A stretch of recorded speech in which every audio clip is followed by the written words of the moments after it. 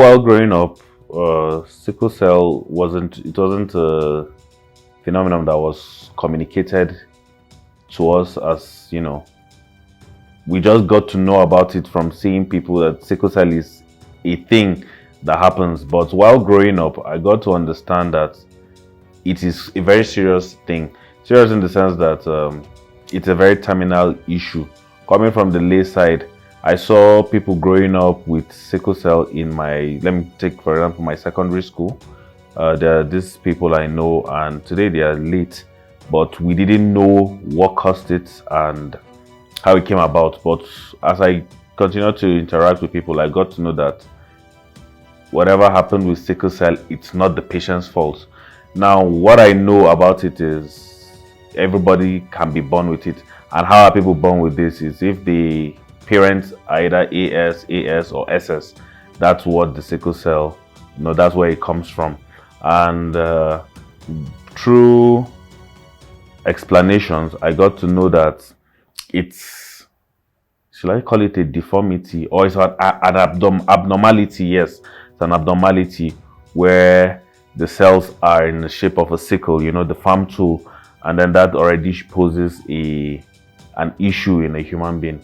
So yeah, those are the things. And growing up, I came across a few people in my life, and seeing them, it's really a pathetic sight, sort of. Though it's some people control it, some people try to take care of it, but it's not really easy to handle an issue as sickle cell, because many of the patients I've seen with my own eyes often give up at some point because of the trauma they go through. Is either this ulcer or that, or it's so many issues after issues.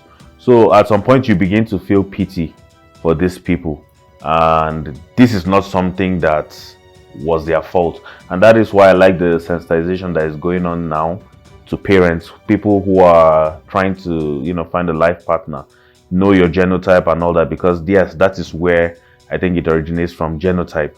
So if your genotype is not compatible, I think it's best that people end it on time so that the children wouldn't suffer.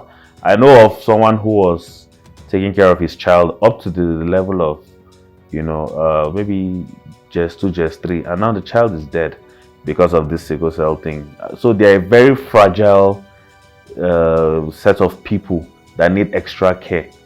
I think those are the few things I've gathered about sickle cell so far. I think it comes from a point of lack of education, so to say, because it's not a permanent disease. The people I've seen with sickle cell are people with influence, are people that come from money that I can talk about. Yes, so I don't think it's a permanent disease. Maybe it's because back in the day, people were not really exposed, people were not sensitized to what causes sickle cell. So no, it's not a permanent disease. I don't know the origin of sickle cell. Well, sickness is not class, it's not class sensitive. It doesn't choose. It can happen to anybody, so to say. But what I've observed with sickle cell is mainly life choices. Now, before now, people just get in love. From what we hear, from the layman perspective, people find each other and they marry, and like I said earlier, the genotype situation, there's no compatibility. AS getting married to AS, definitely they'll produce a sickle cell. So you can be rich, you can be poor, you can come from any sphere of life. If that aspect of poor compatibility is present, I think that's where sickle cell could come from. Often it's being said, people laugh about it, but I think the best time to ask the question is right from the first time of meeting. People will laugh about it, that how can that be a first time discussion? But it's very key, it's vital that is being discussed, especially if you have the intentions of getting married to that person. That should be the first thing, so that before there's any emotion or affection that develops, there and then you would know, and then you can part ways in peace. Because it becomes an issue for people to separate when they've gone in maybe weeks, months into a relationship and they discover this. It becomes an issue for them to separate. So I think it's best from the onset, when you're declaring intention, I think that should be a first conversation that we delve in, so that we wouldn't have such issues. I think desensitization is the main thing, because people always say love conquers all, but if we actually take more, make it more serious, like to educate people, create programs, avenues that people would learn, I think that would really help. If you look at it in our society in Nigeria, sickle cell is not even the primary thing that is being put out there, you know. And like you said, we're the capital, world capital of sickle cell. So it should be a primary thing that even the government, not just NGOs, because there's very little that NGOs can do given the resources and everything. So if the government and these private organizations can partner, it will go a long way to educate people, go to villages, because I think those are where people are not even sensitized. But we don't even limit it to just villages, because even in the city where you expect people to know, there are still people who don't really believe in it. So it's the reinforcement of this education now that I think we're not really doing. Because up until my mid 20s, I wasn't really aware of many things pertaining sickle cell. So I think if we have more education on that, I think it will go a long way to help people. Given that Nigeria is a highly religious society, religious leaders, clergies have a very vital role to play, given that people listen to them more. So they should put it out there more that compatibility is the first thing.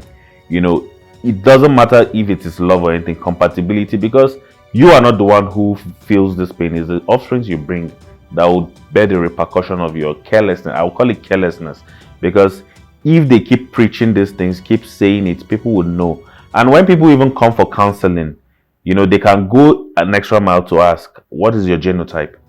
AAAS? Maybe, yeah, AAS can be permitted, but ASAS, no. I think if they do it this way, maybe become strict with these things, I think it will go a long way, given that these religious leaders play a vital role in our society. If we're talking about faith now, it's a different thing if you're hoping for something. But if you delve into something like this deliberately, then I don't think it's faith. I think it's really unwise, because you know that 1 plus 1 is 2. So sickle cell plus sickle cell will produce sickle cell. But again, in life, nothing is absolute. But we know that this thing will bring the repercussion. So if we know this, I think it's best we abstain from it than bringing spirituality, given that our society is highly spiritual. So we want to say God can do this, God can do that. We have a popular saying in our society that heaven help those who help themselves. So if you know that this is bad for you, you desist from doing it. So I see that it's a very dicey thing. Though there are people that will argue it, that your faith can help you, which is also true. But if we know that doing this would pose a problem, a threat to us, it's best we don't, go into it, because it's science, and science has said sickle cell will produce sickle cell. Yeah. So why go through all that when you can just avoid it? Because like you said, this is, should I call it a new discovery? It's not something that is out there. I can't just walk to any random hospital and have this procedure done. Even if I could just walk to have it done, we spoke about the capital intensivity about it. It's very expensive. An average man can't afford it. So why go through this stress because science says so? We don't have money. Like you said, an average man cannot even have or afford 3 square meals. So it's best to just not even go into it, because you can't afford it. It's not something that is easily out there. You have to go through the stress of, I heard about bone marrow or something like that would help. These are not things that are very cheap.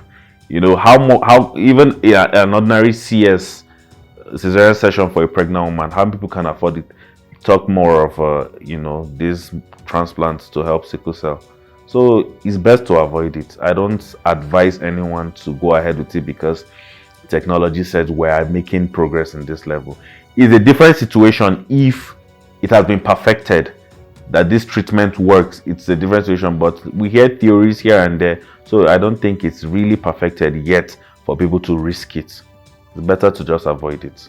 In the dating pool, there are so many things that comes up. So it depends on what matters to you most. But sickle cell is at the top of the chain there. The fact that someone is a sickle cell doesn't mean they are not dateable. Like I said, if someone is AS, They can't have any business with an AS or an SS. So that already disqualifies them from my own perspective. But there are other things that matters, because the whole procedure would not be, or the whole pain of that pairing would not be on those who are in love. It will be on their offspring that comes up. You understand? So it doesn't disqualify them from the whole dating pool being SS, but an SS has no business being with another SS, because definitely science has told us they will produce an SS. But many people have what they look for in a life partner. But sickle cell also comes at the top of the food chain from my own perspective. Now, speaking for myself, I am an AA, so it wouldn't matter to me if the person I'm in love with is AA, AS, or SS, because I know that my genotype would help, so that won't be an issue for me. So there are very good, sickle cell patients out there with very wonderful qualities. It's just the fact that they won't be the ones to bear the problem. It will be the offspring that come up to bear the problem. So I don't think it disqualifies anybody. It just calls for vigilance in choosing who you would want to end up with, to reduce the amount of these sickle cell children out there